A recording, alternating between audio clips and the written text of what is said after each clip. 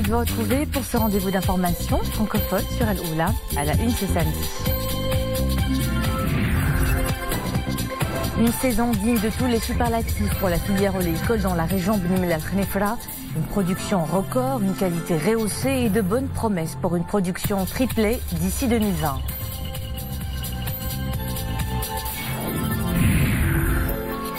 À Ait Bamra, nous irons visiter une des coopératives de production du miel de Darmous, un des plus convoités du pays. La filière se développe à un rythme soutenu grâce à l'appui du plan Maroc Vert et la labellisation.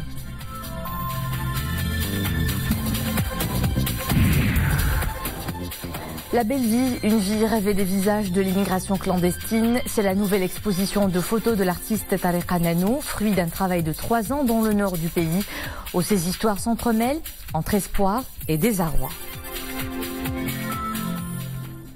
Mais d'abord ces messages de vœux adressés à Sa Majesté le roi Mohammed VI par des chefs d'État et de gouvernement de pays frères et amis à l'occasion de la nouvelle année 2019.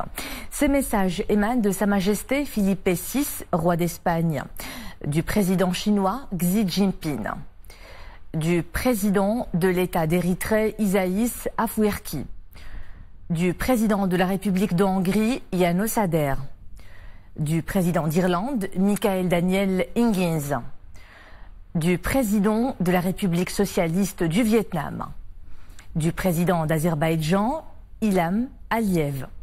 Sa Majesté le roi a également reçu des messages similaires du président de la République du Panama, Juan Carlos Varela Rodriguez, du Premier ministre du Canada, Justin Trudeau, de la gouverneure générale de la Nouvelle-Zélande, des capitaines régents de la République de Saint-Martin, Luca Santolini et Mirko Tomassoni, du Premier ministre de la République de Maurice et du chef du gouvernement de la Principauté d'Andorre, Anthony Marty-Petit. On ouvre à présent une page économique par les nouveautés de l'année 2019. Il s'agit d'abord de mesures concernant les auto-entrepreneurs. La nouvelle loi de finances prévoit en effet des mesures fiscales en leur faveur. D'abord l'impôt sur le revenu qui sera comptabilisé selon l'un des nouveaux taux libératoires, soit 0,5% au lieu de 1% pour les activités commerciales, industrielles et artisanales et 1% au lieu de 2% pour les prestataires de services. La deuxième mesure concerne la révision à la baisse du minimum du montant des sanctions applicables en cas de défaut ou de retard dans le dépôt de la déclaration du chiffre d'affaires de l'auto-entrepreneur, une baisse de 500 à 110 dirhams. Retenez aussi ces 3 nouvelles mesures contenues dans la loi de finances par rapport à la taxe spéciale annuelle sur les véhicules. Les véhicules destinés au transport mixte dûment autorisés dont le poids total en charge ou le poids total maximum en charge tractée est inférieur ou égal à 3000 kg sont d'emblée exonérés de la taxe en question. Quant au paiement de la taxe pour les véhicules dont le poids total ou le poids total maximum en charge tractée est supérieur à 9000 kg, il peut désormais être effectué en 2 versements égaux à acquitter respectivement avant l'expiration du mois de février et du mois d'août de chaque année. Économie toujours, une production record doublée d'une qualité améliorée et des prix à la baisse. C'est le réjouissant constat caractérisant la filière oléicole cette saison. Dans la région Bni Mellal Al Khnefra, c'est l'une des plus importantes. La région table sur une production de plus de 230 000 tonnes d'olives en attendant de tripler cette quantité d'ici 2020. Le reportage à Bni Mellal est signé Omar Jlaidi avec un commentaire de Mohamed Aïtlishkar. Ces olives noires de conserve sont naturelles, sans additifs, bio, d'excellente qualité. Nous les exportons jusqu'au Canada. Des olives gorgées d'huile de très bonne qualité, grâce à une pluviométrie abondante durant la précédente saison agricole. Les olives sont d'une très bonne qualité. Quant à la production cette année, elle a augmenté de 20%. Une huile dorée qui a remporté de nombreuses médailles au plan national et international, le Salon international de l'agriculture de Meknès, les salons agricoles en France, en Allemagne ou encore aux Émirats arabes unis. La très bonne qualité de l'huile d'olive de la région Bni Mellal Al Khnefra est également le fruit de la restructuration et de la mise à niveau de la filière, de l'implantation à la trituration et à la modernisation des huileries traditionnelles. L'office régional a contribué à la modernisation de cette huilerie traditionnelle. Il nous a accompagnés pour améliorer la qualité. Aujourd'hui, nous produisons une huile de qualité extra vierge grâce à l'acquisition de machines modernes et semi-traditionnelles, ce qui nous permet de produire une huile qui répond aux normes internationales en matière d'export. La région dispose aujourd'hui de plus de 130 huileries traditionnelles remises aux normes de qualité, en plus de 12 unités modernes de trituration qui ont une capacité de 780 tonnes par jour. La filière de l'oléiculture est aujourd'hui au cœur de la dynamique socio-économique de toute la région, où elle permet quelques 3 millions de journées de travail par an. Les superficies plantées d'oliviers sont passées de 73 000 hectares à plus de 120 000 aujourd'hui. Et la production a augmenté de plus 83%. Elle doit s'élever pour cette saison à plus de 236 000 tonnes. Une filière très prometteuse avec une huile qui bénéficie du label Appellation géographique protégée. On ne tarit pas d'éloges sur ses vertus nutritionnelles, cosmétiques et thérapeutiques. Le miel de Darmous, c'est un des plus convoités. Sa valorisation est intégrée dans les programmes du plan Maroc Vert par un appui aux coopératives de production de ce miel très recherché, porteur de l'appellation géographique protégée. Reportage à Aït Ba'amran, où 3 à 4 tonnes de miel sont produits chaque année. Nisril Hamdawi. Au milieu de ce champ de plantes aromatiques et médicinales dans la région d'Aït Ba'amran apparaissent des caisses blanches. C'est un grand rucher qui produit le célèbre miel aux multiples vertus, Darmous. Une fois récolté, ce précieux nectar passe par plusieurs étapes. Après extraction du miel, nous le transportons vers notre miellerie, principalement dans l'espace de conditionnement de la matière première.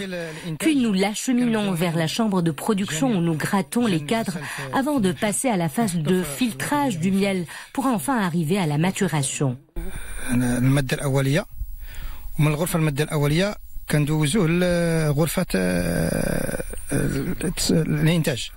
La région d'Aït Ba'amran compte 900 apiculteurs. Leur miel vient d'obtenir l'indication géographique protégée, une valorisation qui passe par l'organisation de ce secteur. Deux projets de valorisation ont été programmés dans le cadre du plan Maroc Vert, avec un coût global de 8 millions de dirhams, bénéficiant à 2 coopératives de la région. Ces dernières comptent 600 apiculteurs.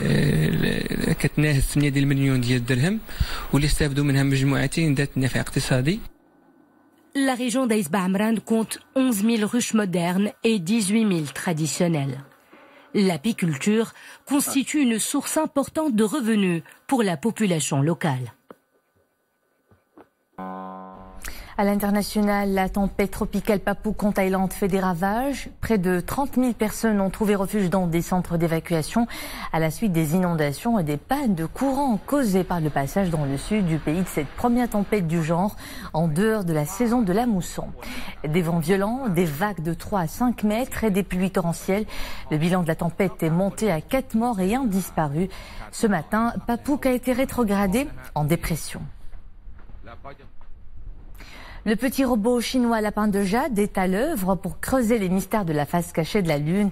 L'agence spatiale chinoise annonce que l'engin a arpenté la surface lunaire 12 heures après son atterrissage. C'est le premier alunissage jamais réalisé d'un engin spatial sur cette face cachée.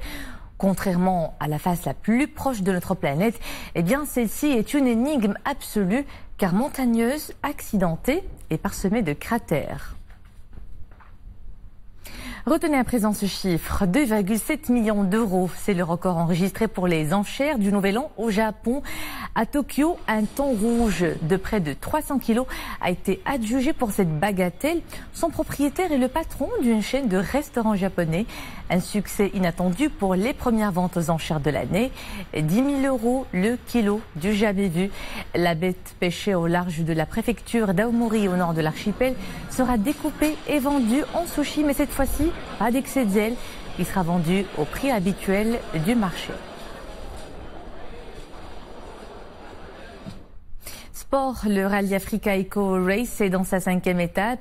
Une spéciale de 419 km entre Fort Chakal et Ouad Assag, suivie d'une liaison Assag-Darla de 214 km. Sur ce rallye, écoutons l'un des participants.